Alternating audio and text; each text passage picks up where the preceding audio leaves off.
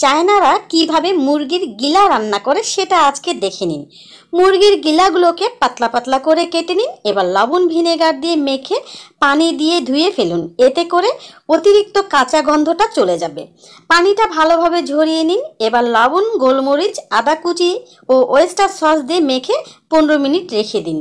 এবার প্যানে পরিমাণ মতো তেল গরম করে গিলাগুলো দিয়ে ভাজুন। গিলাগুলো থেকে যে পরিমাণ পানি বের হবে এতে করে গিলাগুলো সেদ্ধ হয়ে যাবে।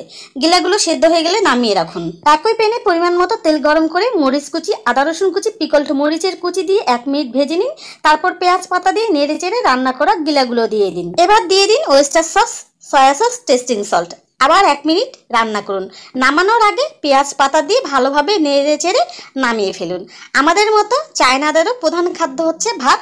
এটা তারা ভাত দিয়েই পরিবেশন করে থাকেন। চাইনিজরা লেবুর ফ্লেভারে মজাদার চিকেন ফ্রাই কিভাবে করে সেটা এবার দেখে নিন। হাড় ছাড়া মুরগির মাংসগুলো আগে থেকেই ধুয়ে পরিষ্কার করে ছোট ছোট করে কেটে নিন। এবার আদা slice, light soy sauce, dark soy sauce, oyster sauce, গোলমরিচ গুঁড়া, লবণ আর কর্নফ্লাওয়ার দিয়ে মেখে 10 মিনিট মেরিনেট করে রেখে দিন। পরিমাণ মতো তেলে চিকেনগুলো লালচে করে উল্টে পাল্টে ভেজে নিন। একই প্যানে পেঁয়াজ, রসুন, মরিচ কুচি দিয়ে ভেজে রাখা চিকেনগুলো দিন। এবার 2 মিনিট ভেজে নিন। নামানোর আগে একটি লেবু পাতলা করে কেটে দিয়ে দিন, ধনে পাতা দিয়ে দিন। তারপরে ভালোভাবে মিশিয়ে নিলেই তৈরি হয়ে যাবে সুস্বাদু চিকেন।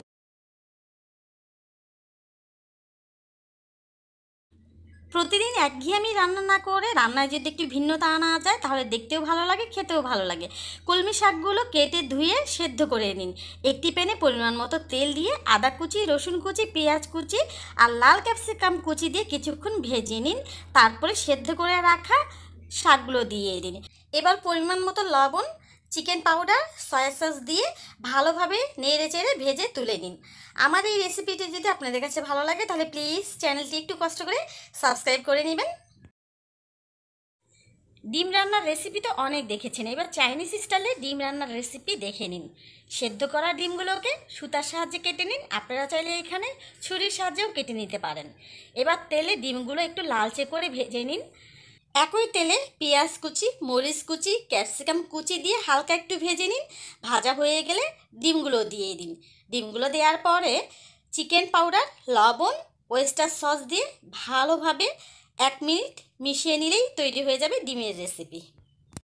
বেগুন তো অনেক রকম করে খেয়েছেন, একবার এইভাবে রান্না করে দেখবেন, মুখে স্বাদ লেগে থাকবে। বেগুনগুলো ধুয়ে পরিষ্কার করে লম্বা আকৃতি করে কেটে ডুবো তেলে ভেজে নিন।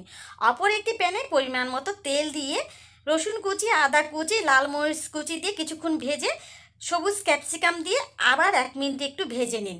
তারপরে ভেজে রাখা বেগুনগুলো দিয়ে দিন। এবার দিয়ে দিন এখানে পরিমাণ মতো লবণ, chicken powder, oyster sauce, soya sauce, tomato sauce আর গুলে রাখা কর্নফ্লাওয়ার দিয়ে দিন। এবার চুলার আঁচটি হাই হিট করে আরও 2 মিনিট ভেজে নিন। রেসিপিটি যদি ভালো লাগে তাহলে প্লিজ একটু কষ্ট করে চ্যানেলটি সাবস্ক্রাইব করে নেবেন। আজকে তাহলে এই পর্যন্ত। আল্লাহ হাফেজ। চাইনিজরা অল্প মশলায় কিভাবে মুরগির পাগুলো রান্না করে সেটা দেখে নিন। প্রথমে মুরগির পাগুলো ধুয়ে পরিষ্কার করে মাঝখান দিয়ে একটু ফালা করে নিতে হবে। তারপরে সেদ্ধ করার পালা। পানিতে 2টা আদা স্লাইস দিয়ে তারপরে 10 মিনিট সেদ্ধ করে নিতে হবে।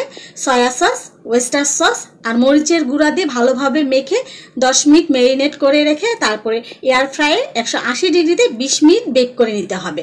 আপনারা চাইলে চুলায় অল্প তেলে ভেজে নিতে পারেন। কোনো প্রকার মশলা ব্যবহার না করেই চাইনিজ স্টাইলে সুস্বাদু একটি চিংড়ি মাছের রেসিপি দেখে নিন। প্রথমে চিংড়ি মাছগুলোকে লবণ পানি দিয়ে খুব ভালোভাবে পরিষ্কার করে ধুয়ে নিন। কয়েকবার ধুয়ে নিতে হবে, তারপরে স্টিমারে দিয়ে দিন। এবার একটি বাটিতে আদা স্লাইস, পেঁয়াজ পাতা, dark soy sauce, light soy sauce আর জমানো নারকেল তেল দিয়ে মাছের মাঝখানে বসিয়ে দিয়ে সেদ্ধ করে নিন। যখন সেদ্ধ হয়ে যাবে তখন এই সসটা মাছের মধ্যে দিয়ে দিন।